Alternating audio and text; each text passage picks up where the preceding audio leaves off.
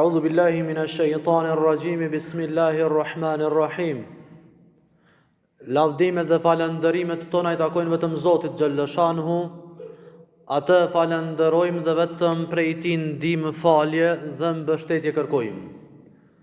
Salavatet, selamet tona ja dedikojmë të dashurit njerëzis vulës pejgamberëve, për familjen e tij të ndershme, për shokët e tij besnik dhe fisnik, por edhe për të gjithë ata të cilët pasuan dhe trasuan rrugën e Muhamedit alayhis salam deri në përfundim të kësaj dunjaje. Të nderuar dhe të respektuar, shokët e Muhamedit alayhis salam, sahabët, ata që jetuan me pejgamberin Muhammed sallallahu alaihi wasallam, një pjesë të madhe të fesë së tyre e kanë mësuar në mënyrë të natyrshme nga bashkëjetesa e tyre me Muhamedit alayhis salam. Në një rast, I dërguar I Zotit ju kishte thënë: "Sallu kama ra'aytumuni usalli." Faluni ashtu sikurse që më shihni mua duke u falur. Andaj forma e faljes namazit, ashtu sikurse që ka fal pejgamberi alayhis salam, është mësim apo udhëzim hyjnor nga Muhamedi alayhis salatu wassalam. Me tekbirin fillestar, kur themi Allahu Akbar, Zoti është më I madhi, ne faktikisht kemi hyrë në namaz. Qëndrimin kam, për atë I cili ka mundësi me qëndru në kam, në namazet farze, është obligim. Që I bie që çdo person I cili ka mundësi me najt në këmbë, më u falë në këmbë, dhe nëse nuk falet në këmbë, namazi tina nuk pranohet. Kur thot Allahu Akbar, ose sipas shumë prej dietarëve, ngritja e duarve duhet me kanë tek vesht para se me marrë tekbirin fillestar. I ngrit duart tek vesht dhe thue Allahu Akbar dhe hyn në namaz. Muhamedi alayhis salam I ka thonë shokëve të vet: "Faluni ashtu sikurse që më shihni mua duke u falur." Dhe njëri prej shokëve të tij thot se kam pa pejgamberin alayhis salam kur ka hyrë në namaz, I ka ngritur duart deri baraz me vesh e një transmetim tjetër afër veshve. Enesi radiallahu anhu thot: "E kam pa pejgamberin alayhis salam duke ngritur gishtat e mëdhej deri tek veshët." Në verzion e tjera të haditheve, se ka një mori haditheve të tjera, thojnë deri tek laprat e veshëve. Mirë po cila është ma e preferuara, është që mu ngrit duart tek vesht momentin e tekbirit fillestar. Dhe kur ngriten duart tek vesht dhe thua Allahu Akbar tek laprat e veshëve, duart drejtohen nga kibla. Nuk zgjerohen gjithashtu shumë kështu, në mënyrë normale, drejtohen nga kibla dhe afrohen duart deri tek laprat e veshëve. Transmetimet e haditheve thonë që afrohet deri te vesht, deri tek laprat e veshëve, afër veshëve, nuk thonë që preken vesht. Edhe pse prekja e veshëve mundet me u kuptue për këtyre teksteve. Prekja e veshëve nuk është gabim faktikisht, sepse qëllimi është më ngrit duart deri në pozicion I cili është barazi me vesht. Nëse nalmi dhe analizojmë në medalen tjetër çështjen, I bie që ma mirë është më ngrit duart deri sa preken vesht, e mos me I mbajt mend tek ngritja apo lartësia duarve deri te vesht, sepse kur I prek ti vesht nuk e menon mo a I ke ngrit boll apo I ka afrua apo si e ka afru boll. Kur ti prek veshti nuk ngarkohesh apo nuk angazhohesh me pozitën e ngritjes duarve. Prandaj një vezves tonë sa ngrita duart boll apo jo e eliminon me prekjen e veshëve. Dhe a është më e rëndësishme me I prek vesht apo më fokusue në namaz? Jo, më e rëndësishme më fokusu. Prandaj prekja e veshëve nëse e eliminon apo e lehtëson fokusin në namaz, nuk prish punë dhe konsiderohet për gjërat pranuara. Mirë po ngritja e duarve deri tek laprat e veshëve është e vërtetuar me hadithet pejgamberit alayhis salam, sikurse që potencuam pak më lart se ka transmetuar njëri prej shokëve të pejgamberit alayhis salam, i cili ka thënë e kam parë pejgamberin alayhis salam që ka ngritur duar deri afër veshëve, ose në transmetimin tjetër baraz me vesh, e hadithi është i saktë, i pranueshëm. Enesi tha se i ka ngritur duart pejgamberit alayhis salam, gishtat e duarve të mëdhej, gishtat e duarve i ka ngritur deri tek laprat e veshëve. Dhe kjo duke kombinuar në kuptimin tjetër të hadithit që mos me i zgjat secilin hadith me shpjegua veç e veç. Prandaj ngritja e duarve deri tek laprat e veshëve është sunet. Dhe duar drejtohen nga kibla sa ka mundësi. Hadithin tjetër që transmetohet se pejgamberi alayhis salam i ka ngritur duar deri te krahët, ky hadith kuptohet në dy prizma. Prizmi i parë, për më ngrit duar deri te laprat e veshëve, patjetër duhet me arrit deri te krahët. Dhe kuptimi tjetër i hadithit është që e shpjegon vetë transmetuesi i hadithit, Wail al-Hadramiu, thanë se ka qenë jemenas dhe ka thonë se kur ka ardhur pas një kohe në Medine, i ka qenë berdun shedid, ftohti madh, dhe njerëzit i kanë ngritur duart nën rrobat e tyre. Dhe sigurisht rroba, sigurisht që kjo gjybja ime tash, janë vendosur mbi duart dhe janë ngrit deri këtu për shkak të ftohtit nuk i kanë ngrit duart. Që tregon se ka qenë një situatë e veçantë dhe për këtë arsye që ngritur duart, mirë po sunet ka qenë më ngrit duart deri tek laprat e veshëve. Këtë sapën me sqarue edhe hadithin tjetër i cili ka mundësi më na u paraqit në mënyrë që të i shpjegojmë apo i trajtojmë të gjitha hadithet në prizmën e haditheve të tjera, sepse hadithi e shpjegon hadithin tjetër. A duhet më ngrit duart në namaz kur shkojmë në ruku e kur kthehemi nga rukut, kur shkojmë në sejdë apo kur ngritemi nga sejdët, apo mjafton vetëm ngritja e durve në fillim të namazit? Në njërin prej haditheve të pejgamberit alayhis salam, kur flet për ngritjen e duarve deri tek laprat e veshëve apo afër laprave të veshëve, thot wala yaud, dhe nuk e përsërit më ngritjen e duarve në namaz. Wail al-Hadramiu, njëri prej sahabive nga Jemeni, i cili ka ardhur dhe ka taku pejgamberin alayhis salam, thot se në njërin prej transmetimeve të tij se e kanë pa pejgamberin alayhis salatu wassalam duke i ngritur duart kur ka shkuar në ruku, kur është ngritur nga rukuja në sejdë kështu me radhë. Ibrahim an-Nakhaiu, njëri prej tabinëve të shquar, prej ulemave të mëdhej, që ka takuar shumë prej sahabëve, ka vdek në vitin 96 Hijri, kur e dëgjon këtë transmetim të Wailit, thot: e ka pasur Waili, ky sahabi, një herë pejgamberin alayhis salam duke i ngritur duart në ruku dhe në sejdë kështu me radhë, ndërsa Abdullah ibn Mesudi që u fal gjithmas pejgamberit alayhis salam nuk e ka pa.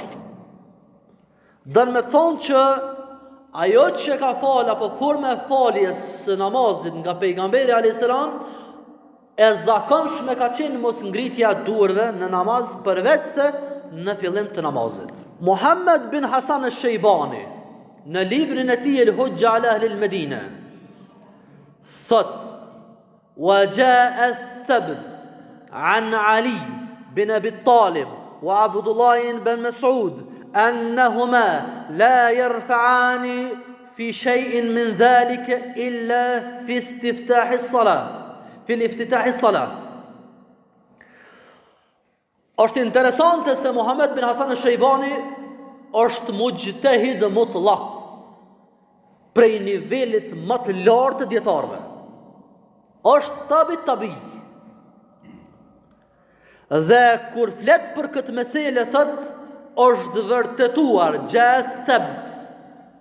Rrallë herë përmendet kjo saksi e vërtetësisë së haditheve apo të mendimeve nga gjenerata e Muhamedit. Thot është vërtetuar me vërtetësi pa kontestueshme, të sigurt se Aliu radiallahu anhu dhe Ibn Mesudi kur nuk i kanë ngritur duart namaz përveç se në fillim namazit kur e kanë marrë tekbirin fillestar. Ky vërtetësim apo ky saksim i këtij transmetimi nga Muhammed bin Hasan al-Shaybani, nga njëri prej tabiinit, është shumë më i fuqishëm se sa saktësia apo pranueshmëria e hadithit nga dietarë të shejkujve të vëndshëm. Është shumë e lartë, sepse ky ka qenë njëri prej mujtahidëve ulemave të mëdhej, po ka qenë edhe afër kohës pejgamberit alayhis salam. Kur i thuhet apo kur e transmeton hadithin e Ibn Omerit se pejgamberi alayhis salam i ka ngritur duart në ruku dhe në sejdë kur ka shkuar apo në pozicione të ngjajshme, Muhammed bin Hasan al-Shaybani thot: ata të cilët janë falë në safin e parë edhe të dytin afër pejgamberit alayhis salam kanë qenë sahabët sikurse që ishte Aliu, Ibn Mesudi, thon pak më ndryshe sahabët të cilët kanë marrë pjesë në betejën e Bedrit. Askush nuk është dalë më u falë në safa para këtyre njerëzve afër pejgamberit alayhis salam. Thotë Abdullah ibn Omeri është falë në safin e atrive, sepse njëherë janë falë ehlul Bedrit, dietarët apo sahabët të cilët kanë marrë pjesë në Bedër, tani kanë ardhur gjenerata më e rrë ditën në saf, tani kanë ardhur fëmijë, tani kanë ardhur gratë. Abdullah ibn Omeri ka qenë prej trive. Thotë dhe ai i cili e ka ditë më mirë namazin e pejgamberit alayhis salam sigurisht që kanë qenë ata që janë falë në safin e parë dhe dytin, sikurse që ka qenë Aliu dhe Abdullah ibn Mesudi radiallahu anhuma. Prandaj thot transmetimet e tyre janë shumë më të sigurta dhe më të fuqishme se sa transmetimet e Ibn Omerit apo një person i cili ka ardhur një herë në xhamit pejgamberit alayhis salam dhe ka pa duke ngritur pejgamberi alayhis salam duart. Ajo që është më rëndësi gjithashtu me potencuese Ibrahim an-Nakhaiu, po flas dietar të nivelit botror, të pakapërcyeshëm, të pa konkurrencë për kohën e tyre, sikurse që ishte Ibrahim an-Nakhaiu, kur flet për hadithin e Wailit që pejgamberi alayhis salam i ka ngritur duart në rukun dhe në sejdë, thotë ndoshta e ka po një herë pejgamberin alayhis salam duke vepruar e vepra pejgamberit alayhis salam apo veprimi një vepre vetëm një herë apo 2-3 herë nga pejgamberi alayhis salam tregon që një gjë e tillë është e lejuar. Mirë po përderisa pejgamberi alayhis salam gjatë gjithë jetës vet ka vepruar ndryshe, tregon që verzioni i mos ngritjes duarve në namaz ose sunet, sepse ka bërë gjithherë pejgamberi alayhis salam, ose me thonë ndryshe kur nuk i ka ngrit duart në ruku dhe në sejdë kur ka shku pejgamberi alayhis salam. Përveç një apo 2 rasteve, e këto raste janë vetëm sa me tregu që është e lejuar. Por sunet është mos me ngrit duart në ruku kur shkojsh, kur ngritet nga rukuja apo edhe kur ti je në sejdë, apo ngritet nga sejdja. Këto fjalë janë të dietarëve të nivelit të hershëm të mëdhej, të dietarëve sikurse që është Ibrahim an-Nakhaiu. Abdullah ibn Mesudi thot një herë për herave: a doni mi au fal namazin qyshe ka fal pejgamberi alayhis salam? Thot i ka ngrit transmetuesi duart një herë në fillim namazit deri tek laprat e veshëve dhe më nuk i ka ngritur duart derisa ka dhënë selam.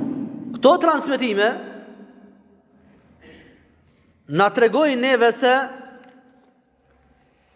mos ngritja duarve në ruku dhe në sejdë kur shkojmë gjatë faljes namazit është sunet dhe shpërblehesh tek Zoti. Nga kjo që e tham deri tash, Nuk po thojmë ne që nuk ka transmetime se pejgamberi a.s. i ka ngritur duart kur ka shkuar në ruku apo në sejdë. Sepse e tham transmetimin e Wailit dhe Ibrahim an-Nakhaiu pa thonë që ndoshta e ka po pejgamberin a.s. që i ka ngritur duart ndonjëherë. S'po thotë se ka po. Por kjo është rasti izoluar që tregon vetëm për lejushmërinë e veprës. Mirë po jo pse është sunet, sepse aja që veprohet zakonisht që aja sunet. Aja që ndodh vetëm ndonjëherë tregon që është e lejuar.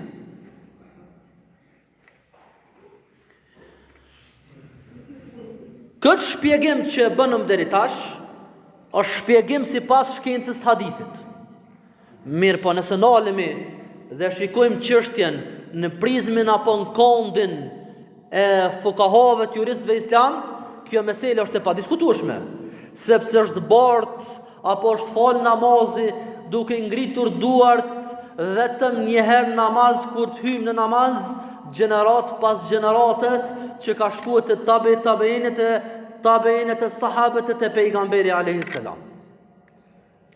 Në fushën e fikhut, kjo është e pakontestueshme.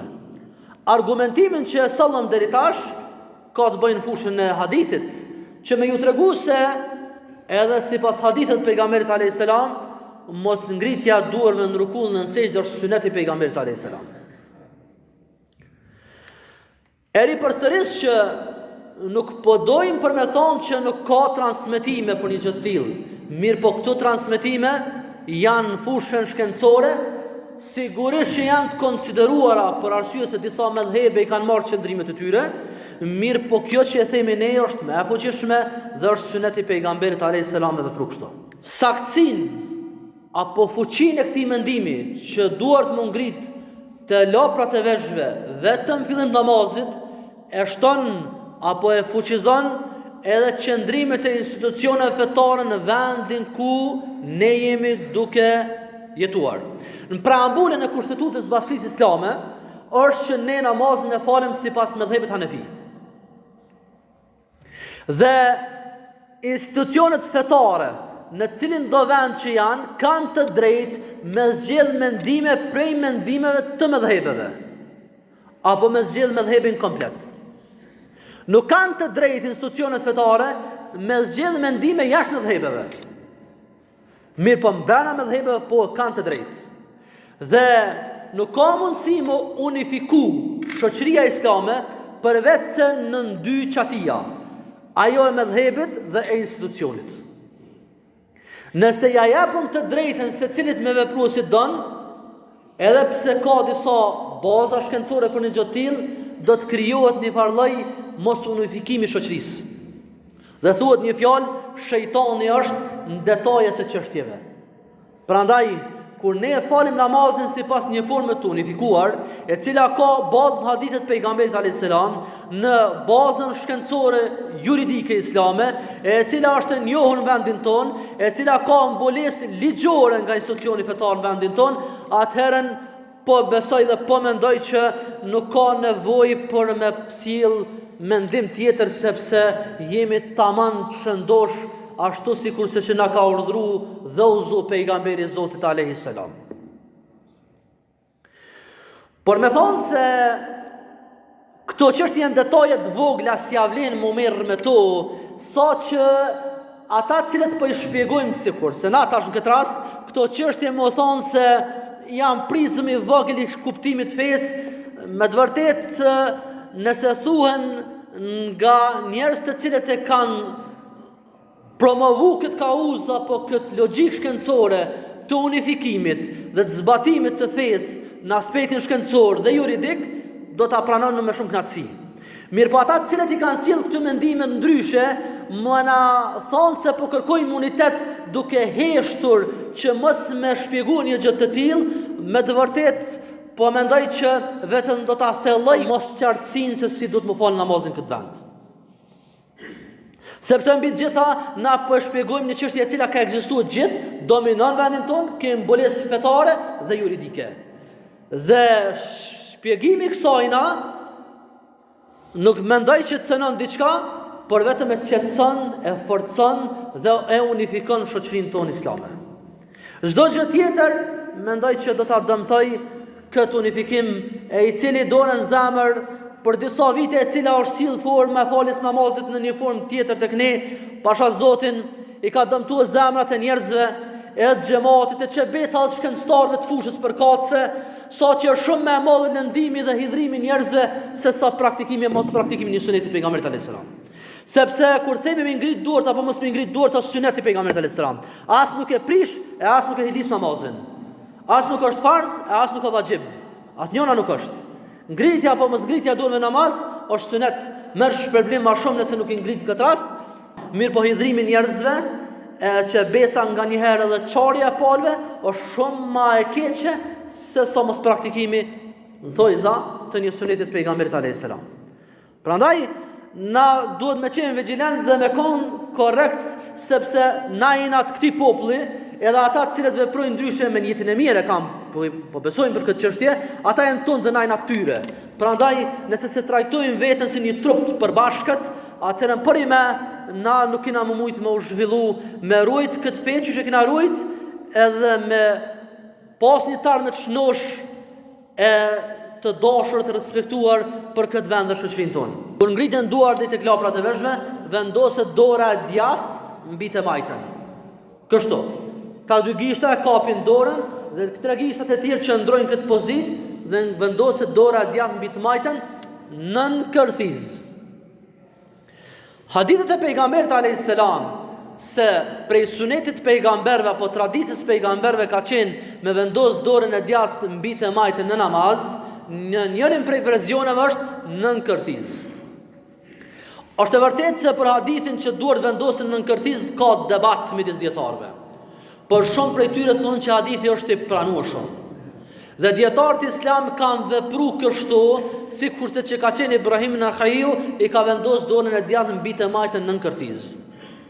Realisht njëri prej imamave të mëdhaj, sikurse që është Ahmed ibn Hanbeli, thotë se është sunet me i vendos duart në namaz në kërthiz apo nën kërthiz. Vendosja duarve nën kërthiz në namaz është respekt i qëndrimit para krijuesit gjësisë.